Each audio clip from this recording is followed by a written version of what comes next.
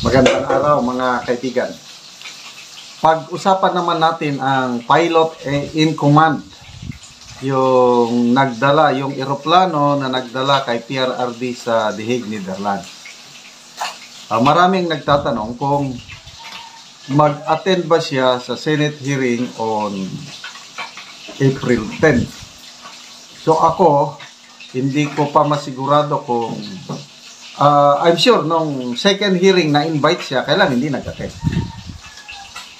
So itong third hearing on April 10, hindi ko pa na-monitor kung mag-attend. Ang sigurado ko lang na mag-attend ay sina Secretary Boying Rimulya, General Marbil, General Torre, sino pa yung Director ng Philippine Transnational Crime, General Alcantara, yung Prosecutor General.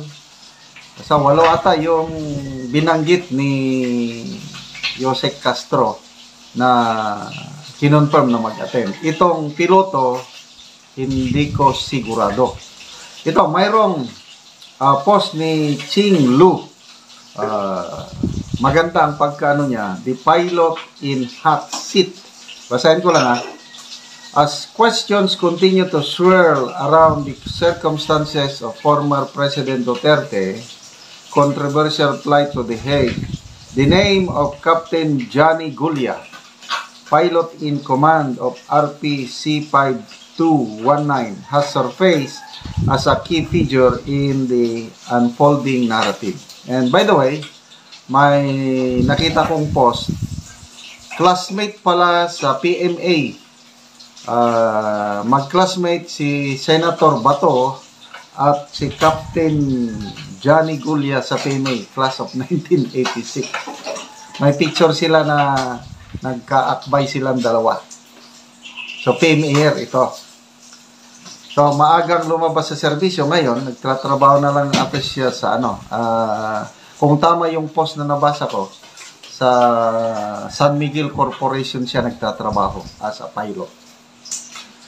Okay. Captain Gulia was reportedly invited to appear during the second Senate hearing but he did not attend, further fueling interest in his role.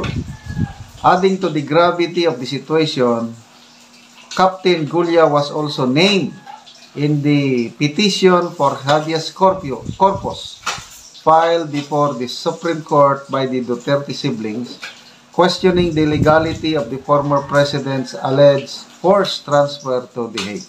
Okay, ito, update lang May nabasa akong post ni Atty. Salpanelo, nag-file siya ng motion asking the Supreme Court na mag-set na ng oral arguments related to the writ of habeas corpus na na-file nila sa Supreme Court.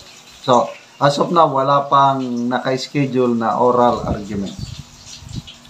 Okay. Furthermore, the Senate is looking into whether the flight was executed with full transparency, legal authority, and due process. As pilot in command, Captain Gulia may be asked to provide first-hand information such as, ano yung mga kailangan niyang masagot?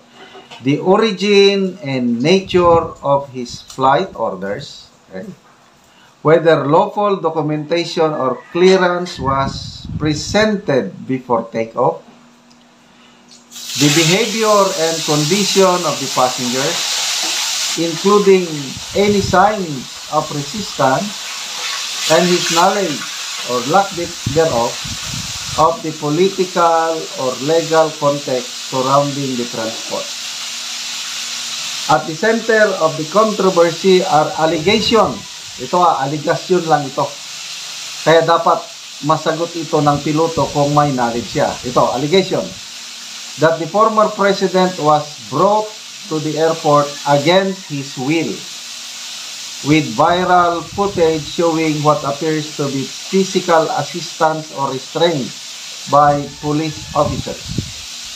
Captain Gulia's testimony could help confirm or dispel these claims from an independent and operational perspective.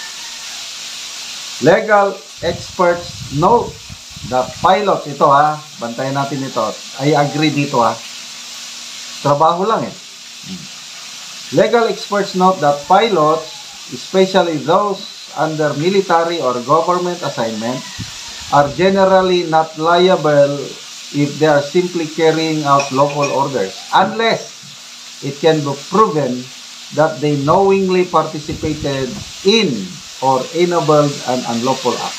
So, hindi naman siya, hindi siya military or government pilot. Pagkakaintindi ko, private plane yung ginamit. Maraming post na nababasa ko na itong eroplanong ito RPC-5219, ay isa ring eroplano na sinakyan noon ni Alice Go mula sa Indonesia ba yun, pabalik sa Pilipinas. The same airplane. Okay. The Senate's interest in summoning Captain Golia reflects a wider effort to uncover the full chain of command and ensure that constitutional rights and due process were upheld during the highly sensitive operation. Okay. So, sabi niya, we will find out on April 10, the date of the third Senate hearing, if he will attend. So, kung akong tatanungin nyo, maganda sana kung maka-attend si Captain Johnny Golia. But, it depends sa kanyang will o kanyang pinagtatrabawan kung pa-attendin siya o hindi. To me, yung ginagawang Senate hearing ni Senator Jaime, na nung una ay maraming nagdududa na parang political gimmick lang yun. But to me, lumalabas, malaking tulong ito kasi yung mga information na mabanggit dyan, pwedeng gamitin ebidensya sa gagawing trial ni PRRD sa ICC. So, nagpapasalamat ako kay Senator Jaime, Senator Alan Peter Cayetano, Senator Bato, Senator Bongo, na nag-a-attend sa Senate hearing na yan para mas maliwanagan tayo sa kung ano ba talaga ang nangyari. Okay, mga kaibigan, salamat sa inyong pagsubaybay sa ating videos na